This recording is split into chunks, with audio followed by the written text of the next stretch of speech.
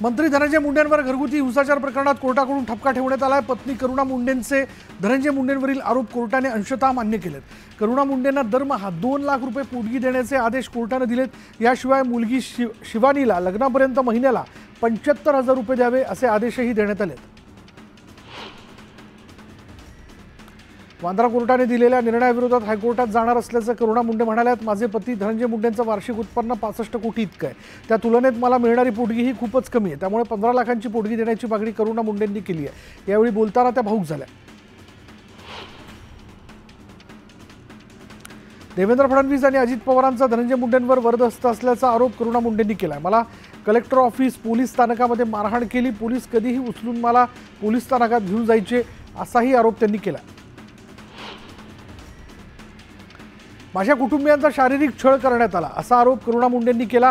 वाल्मिक कराडने माझ्यावर दमदाटी केली, मात्र मी संघर्ष केला असं करुणा मुंडेंनी सांगितलं।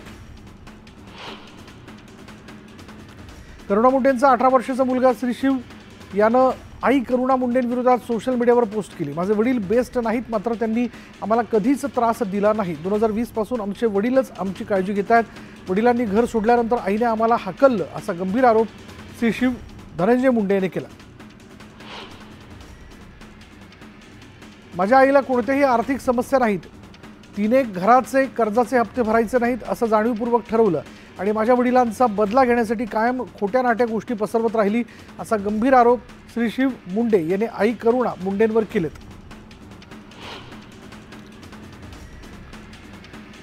धनंजय मुंडेंवरील आरोप किंवा कौटुंबिक हिंसाचाराच्या अनुषंगाने कोणत्याही आरोपांवर कोणताही निर्णय नाही अशी माहिती धनंजय मुंडेंच्या वकिलांनी दिली। अर्जदारांच्या आर्थिक गरजांच्या आधारावर कोर्टाने निकाल दिल्याचंही वकिलांनी स्पष्टीकरण दिलं। माझ्या कारमध्ये रिव्हॉल्वर टाकण्यात आली होती आणि या सगळ्या मागे वाल्मिक कराडचा हात होता असा आरोप धनंजय मुंडेंच्या पत्नी करुणा मुंडेंनी केला। धनंजय मुंडेंना खोटं बोलायची सवय आहे, मुंडेंच्या वकिलांचा दावाही खोटा आहे असा आरोप अंजली दमानिया यांनी केला। तर फक्त मंत्रिपदाचा नाही तर आमदारकीचाही राजीनामा घ्या अशी मागणी दमानिया यांनी केली। राज्याचं सरकार बेशर्माचं झाड झालंय असा घणाघात विजय वडेट्टीवारांनी केला। भ्रष्टाचारात धनंजय मुंडेंचा सहभाग आहे, त्यांना मंत्रिपदावरून काढलं तर सरकारची इज्जत राहील, नाही तर सरकार भ्रष्टाचारी आहे हे सिद्ध होईल असं वडेट्टीवार म्हणाले। शाहू फुले आंबेडकरांच्या विचारांवर चालणाऱ्या पक्षात धनंजय मुंडेंसारख्या लोकांचा समावेश आहे आणि त्यामुळे अजित पवारांनी धनंजय मुंडेंबाबत योग्य तो निर्णय घ्यावा, तसंच मुंडेंनी नैतिकता म्हणून मंत्रिपदाचा राजीनामा द्यावा असं मत जितेंद्र आव्हाड यांनी व्यक्त केलं। अजित पवार यांनी देवेंद्र फडणवीस यांच्यासमोरच भोसरी विधानसभेचा आमदार महेश लांडगे यांना सुनावलं। पिंपरी चिंचवड शहराचा विकास माझ्या कारकिर्दीत झाला, पण माझं नाव घ्यायला महेशला काय झालं? शेवटी आपण महायुतीत आहोत हे याद राखा असं अजित पवारांनी खडसवलं। अजित पवारांनी पुण्यात होत असलेल्या वाहन तोडफोड आणि कोयता गँगवरून पुणे पोलिसांना चांगलंच झापलं। तोडफोड करून दहशत माजवणाऱ्यांवर मकोका लावा, त्यांची शहरातून धिंड काढा अशा थेट सूचनाच अजितदादांनी दिल्यात। म्हणजे जीवाचं काही बरं वाईट झालं तर याला भगवानगडाचे महंत नामदेव शास्त्री महाराज आणि त्यांचे अनुयायी जबाबदार असतील अशी तक्रार बीडमधील भागचंद महाराज झांजे यांनी केली आहे। संतोष देशमुख हत्या प्रकरणातील आरोपींबाबत प्रतिक्रिया दिल्यानंतर गेल्या 5 दिवसांपासून भागचंद महाराजांना धमक्या येतात। पूर्वी रेल्वेचा अर्थसंकल्प वेगळा होता, मात्र आता एक संस्था कमी करण्याचा भाजपचा डाव आहे। कोकण रेल्वेचा भारतीय रेल्वेत समावेश करायला हवा होता। आमच्या हक्काची कोकण रेल्वे वळून दुसरीकडे नेणार असाल तर आम्ही पेटून उठल्याशिवाय राहणार नाही। आम्ही संयमी आहोत याचा अर्थ नेभळट नाही असा इशारा उद्धव ठाकरेंनी दिला।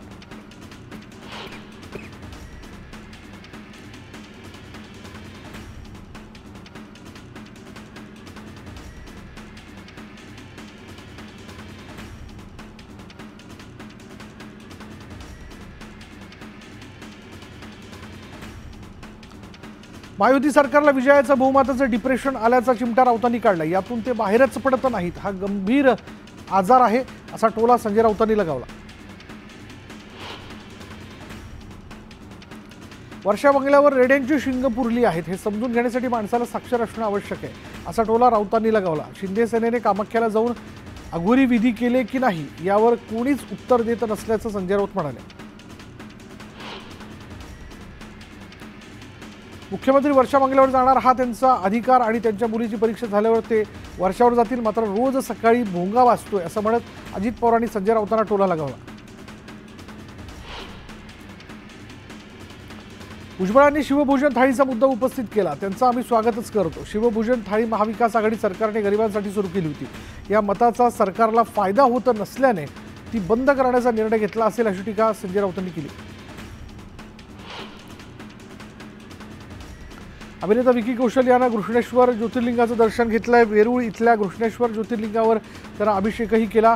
यावेळी विकी कौशलला पाहण्यासाठी तरुणांनी मोठ्या प्रमाणात गर्दी केली.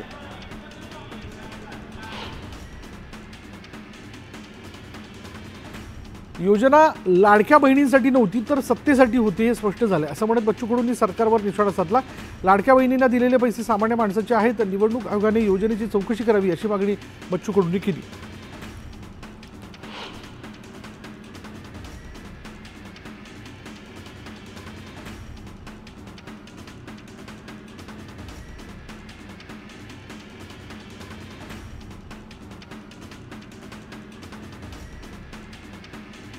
कोटींपर्यंत गेलेला आकडा 25 ते 30 लाखांवर आणण्याचं प्लॅनिंग सुरू आहे असा आरोप विजय वडेट्टीवारांनी केला. सरकारचं डोकं विकृत झालंय अशी टीका वडेट्टीवारांनी केली. लाडकी बहीण योजनेवरनं रोहित पवारांनी हल्लाबोल केला. योजनेतील लाभार्थ्यांच्या संख्येत टप्प्याटप्प्यानं कपात करण्याचा सरकारचा जोरदार प्रयत्न सुरू आहे. केवळ मतांसाठी सरकारनं बहिणींचा वापर केला हे यातून स्पष्ट होतं असा आरोपही रोहित पवारांनी केला. लाडक्या बहिणीचा आवाज विधानसभेच्या निवडणुकीत घुमला. माझ्या लाडक्या बहिणींनी सावत्र भावांना चारी मुंड्याचित केलं. लाडक्या बहिणींनी निर्माण केलेल्या महालटेत भले भले वाहून गेले अशा शब्दात उपमुख्यमंत्री एकनाथ शिंदे यांनी विरोधकांवर टीका करत लाडक्या बहिणींचं कौतुक केलं. मुळशी तालुक्यातील टेमघर धरणाची गळती रोखण्यासाठी मुख्यमंत्री देवेंद्र फडणवीस यांनी 315 कोटींचा निधी उपलब्ध करून दिल्यामुळे भाजप कार्यकर्ते आणि शेतकऱ्यांनी मुख्यमंत्र्यांचे आभार मानले. आज मुख्यमंत्री मावळ दौऱ्यावर होते. यावेळी त्यांचं जोरदार स्वागत करण्यात आलं. मालवणच्या राजकोट किल्ल्यावरील छत्रपती शिवाजी महाराजांच्या पुतळ्यासंदर्भात पालकमंत्री नितेश राणेंनी बैठक घेतली. पुतळ्याच्या उभारणी संदर्भातील कामाचा आढावा घेत 10 फेब्रुवारीला पुन्हा सविस्तर बैठक घेणार असल्याची माहिती त्यांनी दिली. स्टँडअप कॉमेडियन प्रणित मोरे मारहाण प्रकरणी भाजप आमदार सचिन कल्याण शेट्टी यांनी पोलीस आयुक्तांची भेट घेतली. कलाकाराला मारहाण करणारे सुशीलकुमार शिंदेचे पीए असो किंवा कोणीही चेले चपाटे त्यांच्यावर कारवाई झालीच पाहिजे अशी मागणी सचिन कल्याण शेट्टींनी केली.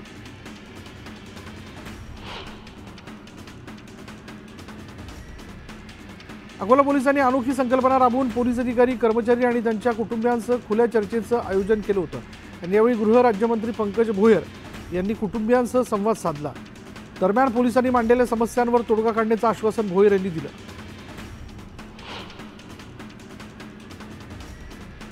अहिल्यानगरमध्ये श्रीगोंदा तालुका पडेगाव ग्रामसभेने गावात कोल्ड्रिंकच्या विक्रीवर बंदी घालण्याचा महत्त्वपूर्ण निर्णय घेतला.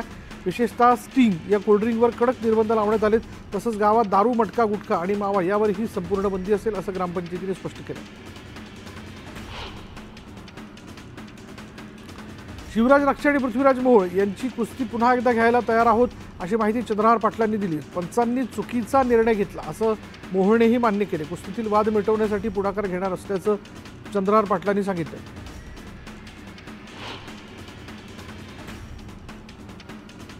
कल्याण शिळफाटा रस्त्यावरील पालावा जंक्शन जवळ असलेल्या निळजे उड्डाणपुलाच्या कामाला सुरुवात झाली.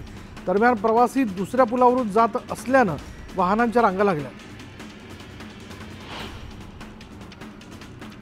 नालासोपारा डम्पिंग ग्राउंड आणि मलनिस्सारणाच्या आरक्षित जागेवरील 41 इमारतींवर महापालिकेकडून कारवाई केली जाते. आज 11व्या दिवशीही पालिकेने अनधिकृत बांधकामं जमीनदोस्त केली आहे.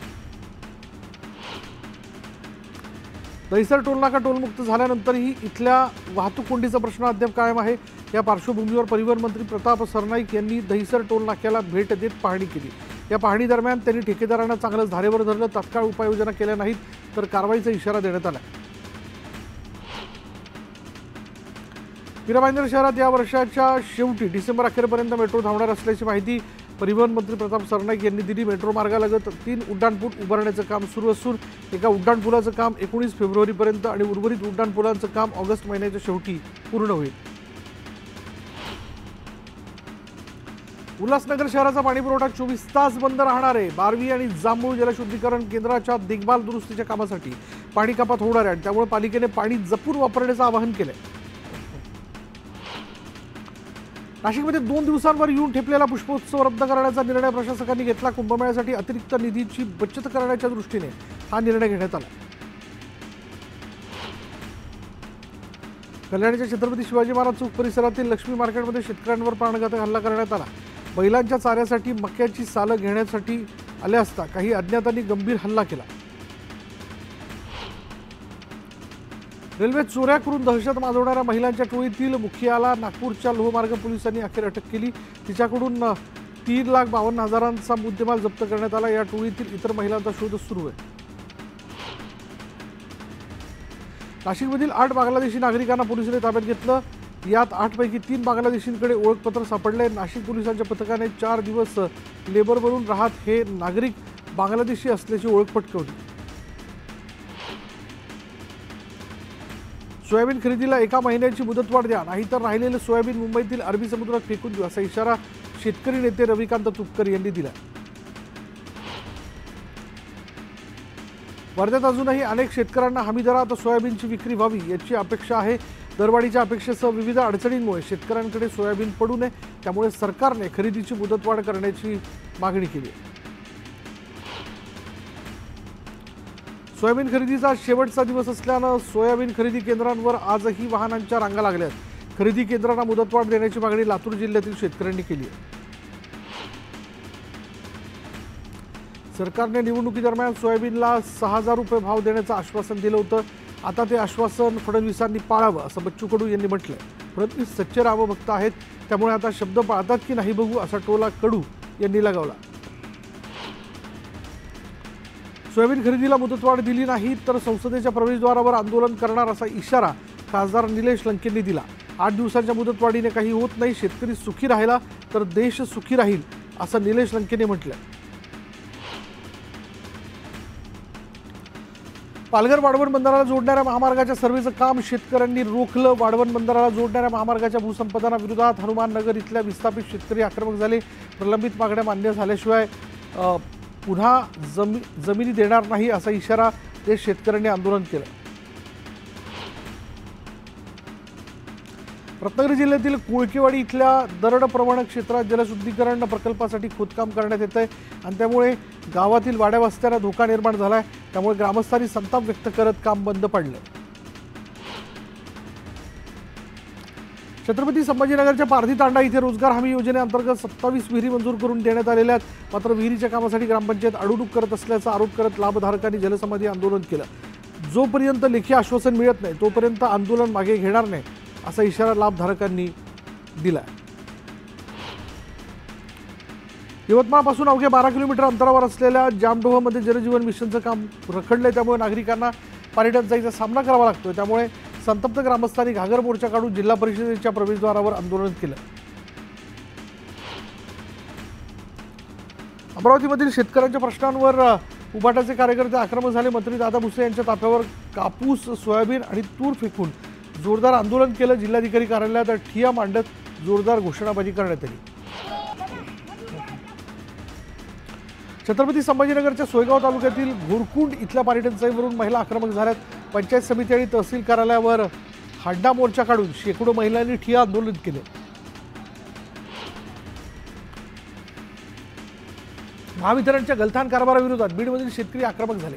खांडे पारगाव परिसरातील 7 गावात वीज पुरवठा सुरळीत होत नसल्यानं शेतकऱ्यांनी तसंच महिलांनी महावितरणच्या कार्यालयात ठिय्या मांडला. वर्ध्याच्या प्रशासकीय भवनातील हिवताप कक्षात कार्यालयीन वेळेत गुलाल उधळल्याची बातमी न्यूज 18 लोकमतनं दाखवली होती आणि याची दखल घेत जिल्हाधिकाऱ्यांनी हिवताप कार्यालयातील अधिकारी आणि कर्मचाऱ्यांवर कारवाईचे आदेश दिले. यानंतर 11 कर्मचाऱ्यांची वेतनवाढ बंद थांबवण्याचा निर्णय जिल्हा हिवताप अधिकारी डॉक्टर नलिनी विखे यांनी घेतला. बीडच्या शिरूर कासार तालुक्यातील विघनवाडी राजुरी आणि राजुरी बीड या दरम्यान नवीन लोहमार्गाची जलदगती चाचणी पार पडली. 35 किलोमीटरचा हा प्रवास 30 मिनिटात पूर्ण झाला. या यशस्वी चाचणीमुळे बीडकरांचं रेल्वेचं स्वप्न आता पूर्ण होणार आहे. हिंगोलीच्या वसमत शहरापासून काही अंतरावर शासकीय महिला रुग्णालय आहे. मात्र या रुग्णालयाकडे जाणाऱ्या रस्त्यांची प्रचंड दुरावस्था झाली. खड्ड्यांमुळे वाहन चालकांना त्रास सहन करावा लागत असल्यानं नागरिकांनी रस्ता दुरुस्त करण्याची मागणी केली आहे.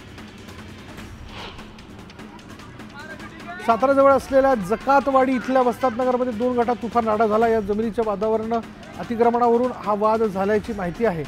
दरम्यान परस्पर विरोधी तक्रार दाखल करण्यात आली असून 10 ते 15 जणांना पोलिसांनी ताब्यात घेतलं.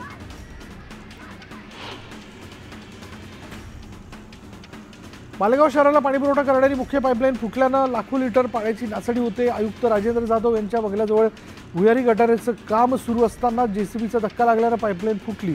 त्यामुळे काही भागातील पाणीपुरवठा विस्कळीत झाला. जालन्यात उभारण्यात येणाऱ्या कत्तलखान्यास स्थगिती देण्यात यावी अशी मागणी विश्व हिंदू परिषद आणि बजरंग दलाच्या वतीने करण्यात आली. कत्तलखाना उभारणीचा निर्णय नियोजन बैठकीत घेण्यात आला होता आणि या विरोधात जिल्हाधिकाऱ्यांना निवेदन देण्यात आलं. असा कोणताही निर्णय अद्याप मान्य झालेला नाही असं आश्वासन जिल्हाधिकाऱ्यांनी दिलं. जळगावात शैक्षणिक गुणवत्ता विकास कार्यशाळेचं आयोजन करण्यात आलं होतं. यावेळी जिल्हाधिकाऱ्यांनी 500 शिक्षकांशी संवाद साधला. मृतांच्या गुणवत्तेत सुधारणा करण्याचं शिक्षकांनी आत्मविश्लेषण करून क्षमता वाढवावी असं आवाहन जिल्हाधिकाऱ्यांनी केलं. कराडजवळील मलकापुरात रानडे हॉस्पिटलजवळ बिबट्याचा वावर सीसीटीव्ही कॅमेऱ्यात कैद झाला. बिबट्याच्या पाठीमागे 2 कुत्रे लागल्याचं सीसीटीव्ही कॅमेऱ्यात दिसतंय. दरम्यान शहरी वस्तीत बिबट्या आढळल्यानं लोकांमध्ये भीतीचं वातावरण आहे. पैठणमधील सोलनापूर इथे पाणंद रस्त्याचं काम निकृष्ट दर्जाचं झालंय आणि या कामाची चौकशी करून संबंधितांवर कारवाई करण्याची मागणी शेतकरी संतोष खरात यांनी केली आहे. रस्त्याचं काम अंदाजपत्रकानुसार झालं नसल्याचा आरोपही त्यांनी केला. नांदेडच्या अर्धापूरमध्ये सत्य गणपती मंदिरासमोरील उड्डाण पुलाखाली मुलीचं जिवंत अर्भक सापडलं. 10 ते 15 दिवसांचा अर्भक असल्याचा अंदाज आहे. बाब लक्षात येताच पोलिसांनी तात्काळ अर्भकाला शासकीय रुग्णालयात दाखल केलं आणि या बाळाच्या आईचा शोध जो आहे तो घेण्याचे प्रयत्न सुरू आहे. साताऱ्याच्या कोरेगाव विधानसभा मतदारसंघाचे आमदार महेश शिंदे यांनी जनता दरबार घेतला आणि यावेळी नागरिकांच्या 300 तक्रारींपैकी 243 तक्रारींचा त्यांनी जागेवरच निपटारा केला.